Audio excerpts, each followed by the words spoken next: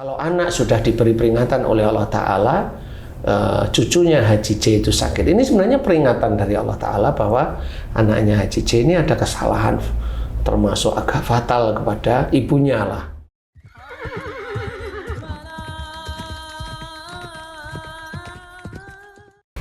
Bismillahirrahmanirrahim. Assalamualaikum warahmatullahi wabarakatuh. Waalaikumsalam warahmatullahi wabarakatuh.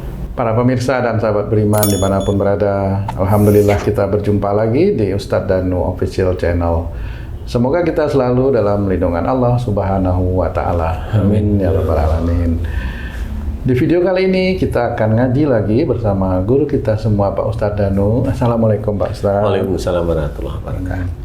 Saya juga ditemani oleh sahabat saya, Bang Jainuddin. Assalamualaikum Bang Jai. Waalaikumsalam Pak Tung. Amin, alhamdulillah. Para pemirsa dan sahabat beriman dimanapun berada, bahasan kita kali ini tentang anak kecil yang HB-nya rendah. Nah, kali ini mungkin langsung aja nih, Pak Jai ini. Ada kasus yang mesti kita bicarakan ini, pemirsa. Iya. Monggo, Ji. Makasih Pak Tung. Pak Ustadz, mau bertanya nih. Cucu saya. Cucu Laki perempuan, Ji? Perempuan, usia sebentar lagi 1 tahun, kurang berapa hari ya? Berapa hari lagi 1 tahun lah. Sakit, nggak sembuh-sembuh.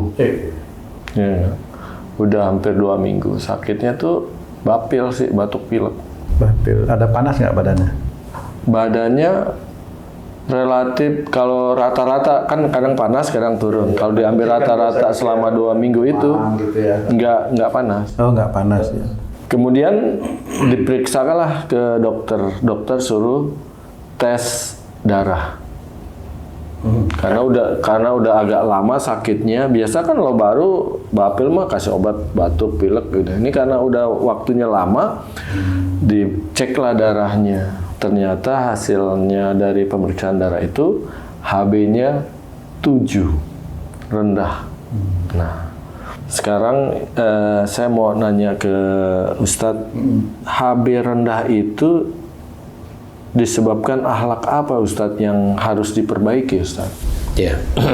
Bismillahirrahmanirrahim. Assalamualaikum warahmatullahi wabarakatuh. Waalaikumsalam warahmatullahi wabarakatuh. Amin ya rabbal alamin. Alhamdulillah.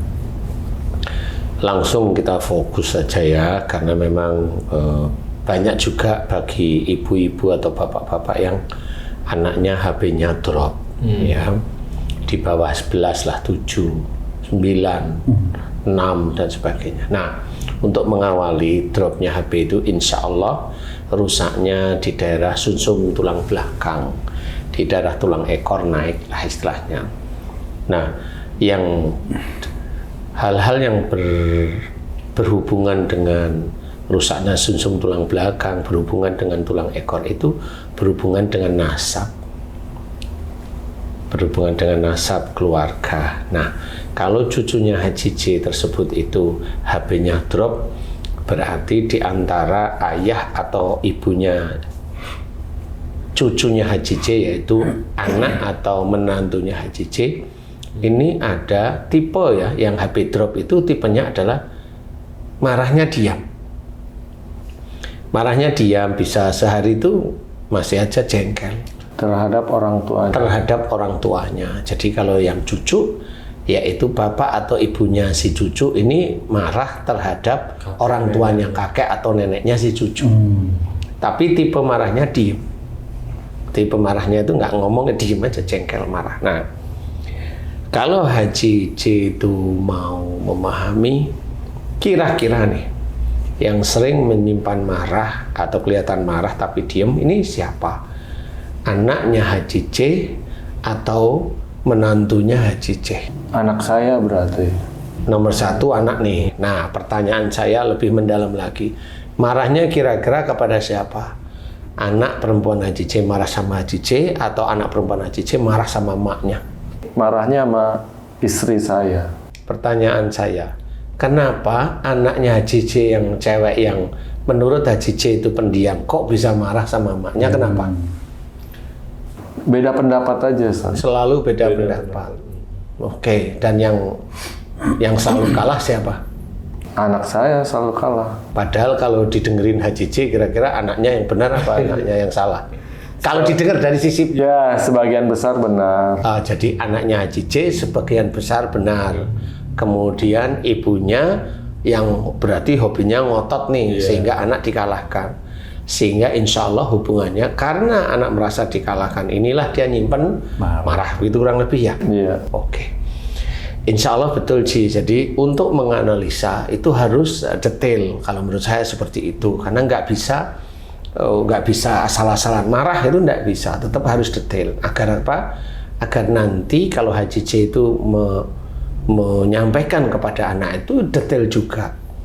Apa yang harus dilakukan si anak untuk agar supaya si anaknya Haji J, jadi agar supaya cucunya Haji J itu kan sembuh, karena HB itu bagi anak kecil agak sulit untuk sembuh. Anak kecil ya sebelum akil balik, kecuali mohon maaf nih kalau Haji J HB-nya drop nih, saya langsung paham insya Allah masih bisa diberi kesembuhan sama Allah Ta'ala, karena itu hanya persoalannya Haji J dengan istri, biasanya hanya gitu, menyimpan marah.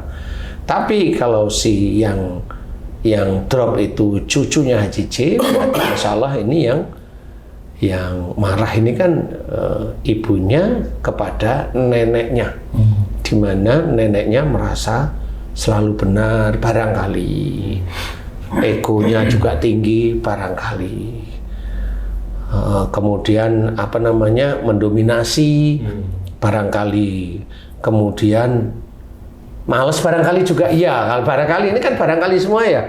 Turut campur biasanya. Oh, turut campur. Berarti kalau ada masalah itu ikut nimbrung begitu. Nah, ini juga yang tidak begitu disukai oleh anak-anak zaman sekarang. Jadi nanti sampaikan ke anak.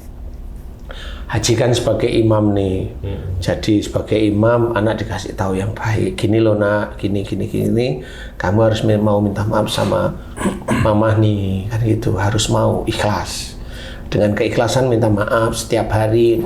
Sebenarnya kalau dokter itu kan harus transfusi, kalau tidak ada perubahan dari orang tuanya akan sulit terus. Jadi transfusi nanti kan di waktu-waktu tertentu kan itu akan hancur lagi, sehingga menyebabkan nggak naik-naik ya.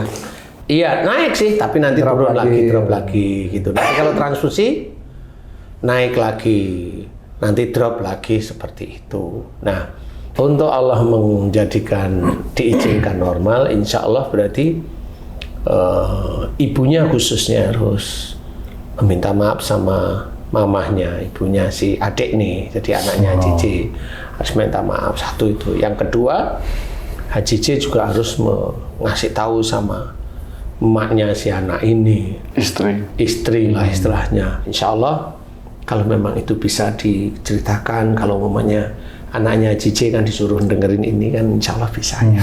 Kalau anak sudah diberi peringatan oleh Allah Ta'ala, cucunya Haji J itu sakit, ini sebenarnya peringatan dari Allah Ta'ala bahwa anaknya Haji J ini ada kesalahan, termasuk agak fatal kepada ibunya lah.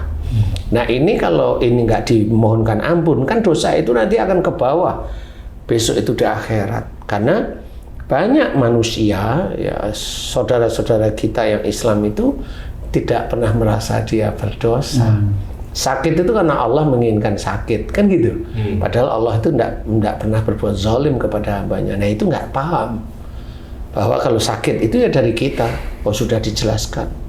Ya, ma sabaka min hasanatin famin Allah wa ma sabaka min sayyi'atin famin nafsik. Jadi dijelaskan ayat ini bahwa apa saja nikmat yang kau peroleh itu dari Allah. Jelas dari Allah Ta'ala. Dan apa saja musibah yang kau terima dari perbuatanmu sendiri, berarti kan ada dosa. Nah banyak saudara-saudara kita itu nggak paham atau nggak mau tahu atau dikasih tahu sama guru-gurunya nggak pernah ada dosa. Maksudnya tidak langsung kamu nggak pernah ada dosa, nggak ada. Tetapi menolak, kalau ada musibah itu menolak dari dosa. Berarti itu tetap akan kafir terhadap ayat tersebut di hadapan Allah Ta'ala. Dan selama dia hidup, dia tetap tidak percaya dengan ayat itu, dia akan kafir di hadapan Allah Ta'ala tentang ayat tersebut. Dan ini bahaya. Nah, Haji J tugasnya harus memberitahu kepada anak yang baik, kemudian ini bisa diterjemahkan. Kemudian bagaimana? Doalah kepada Allah Ta'ala tiap kali sholat.